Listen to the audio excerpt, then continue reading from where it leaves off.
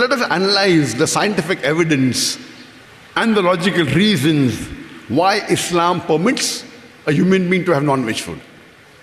If we analyze the set of teeth of the herbivorous animal, the cow, the goat, the sheep, that only eat grass and vegetables, they have a flat set of teeth. They only eat vegetables. They don't touch non-veg. If we analyze the set of teeth of the carnivorous animal, lion, tiger, leopard, they have pointed teeth. They have canine teeth. They're called as carnivorous animal, a canine set of teeth. They only have flesh.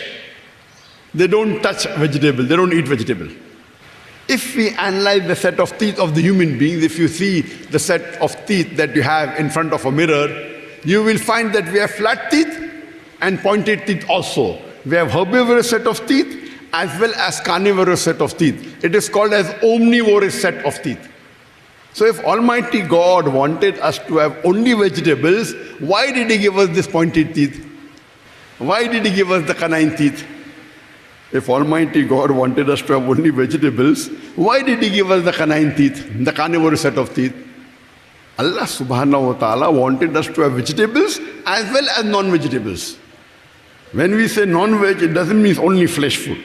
Non-veg food means veg and non-veg mixed together. Veg food means pure veg, no flesh food. Non-veg means flesh food and vegetables.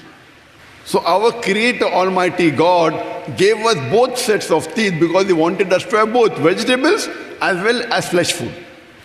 Further, if we analyze the digestive system of the herbivorous animal, the cow, the goat, the sheep, they can only digest vegetables.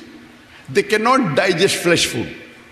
If we analyze the digestive system of the carnivorous animal like lion, tiger, leopard, they can only digest flesh food. They cannot digest vegetables.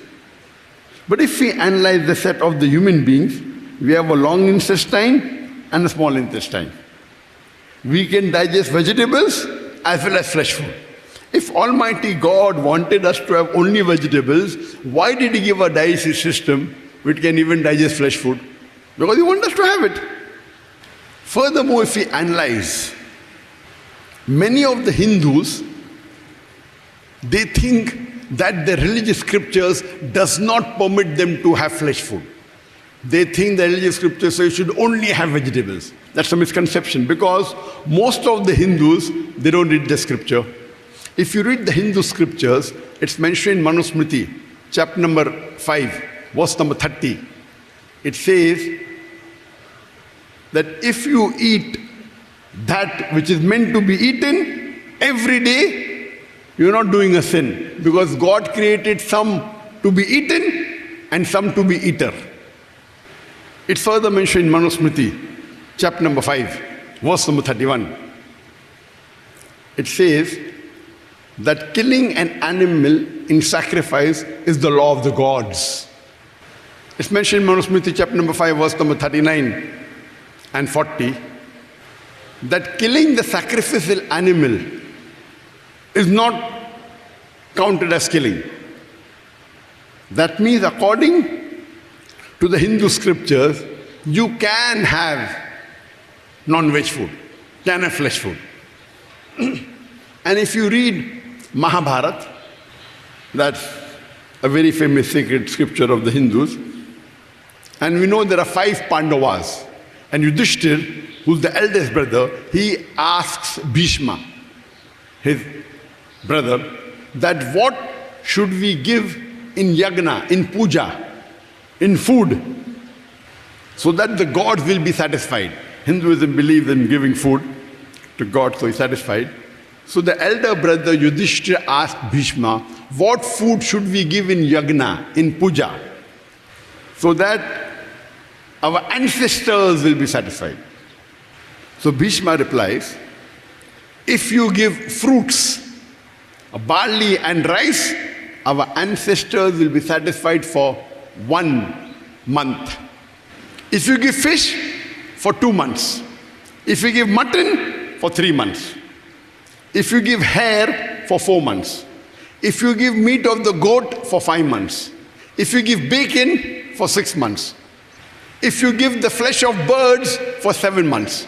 If you give venison, that's the flesh of the deer, for 8 months. If you give ruru, for 9 months. If you give gavaya, for 10 months. There's a big menu list of what you can give for food to the ancestor.